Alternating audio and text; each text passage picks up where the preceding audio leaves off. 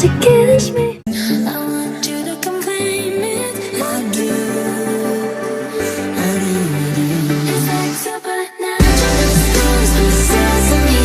I'm going to wind the ground. It's taking over me. To waterfall.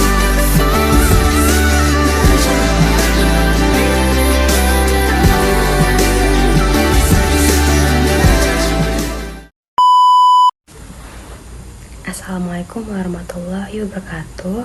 Perkenalkan, nama saya Inai Nurjana, NIM 61201234454 dari kelas manajemen RH12.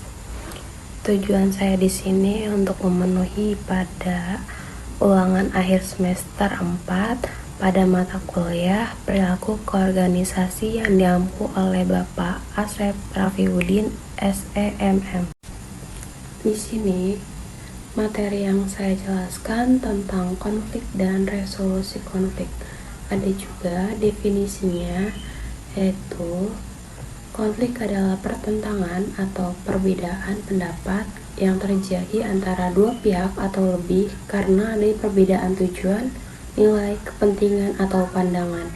Sedangkan definisi resolusi konflik yaitu proses penyelesaian konflik dengan cara menemukan solusi yang dapat diterima oleh semua pihak yang terlibat, baik melalui negosiasi, mediasi. Ada juga konsep utama konflik, yaitu yang pertama, adanya perbedaan, lalu adanya pertentangan, interaksi sosial, dampak, serta konflik itu tidak bisa dihindari. Kemudian ada juga konsep utama resolusi konflik.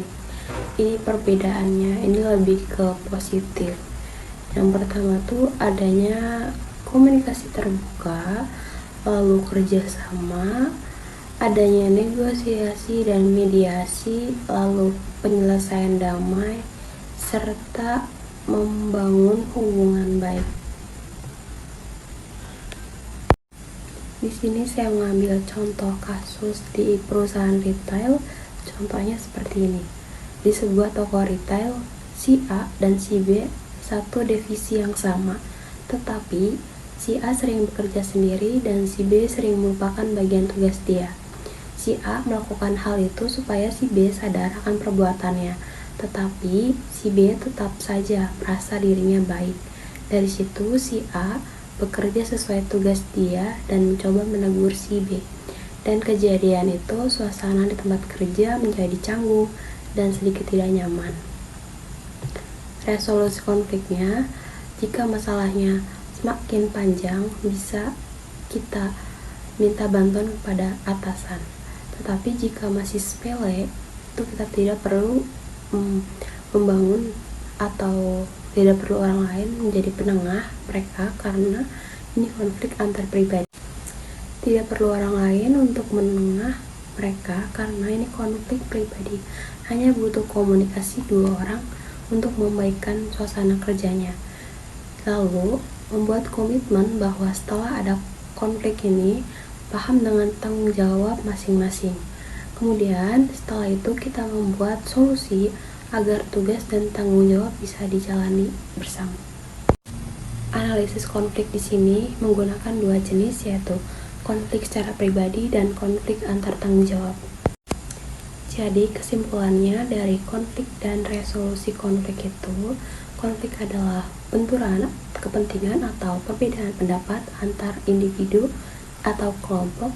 Konflik bisa berdampak negatif jika tidak ditangani, namun juga bisa membawa perubahan positif.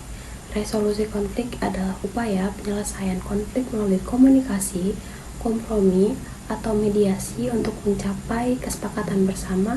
Maka memahami dan menyelesaikan konflik secara bijak penting untuk menciptakan hubungan yang harmonis. Materi yang saya buat, saya mengambil dari referensi-referensi buku yang ada di internet. Saya cantumin di sini. Kalian bisa baca.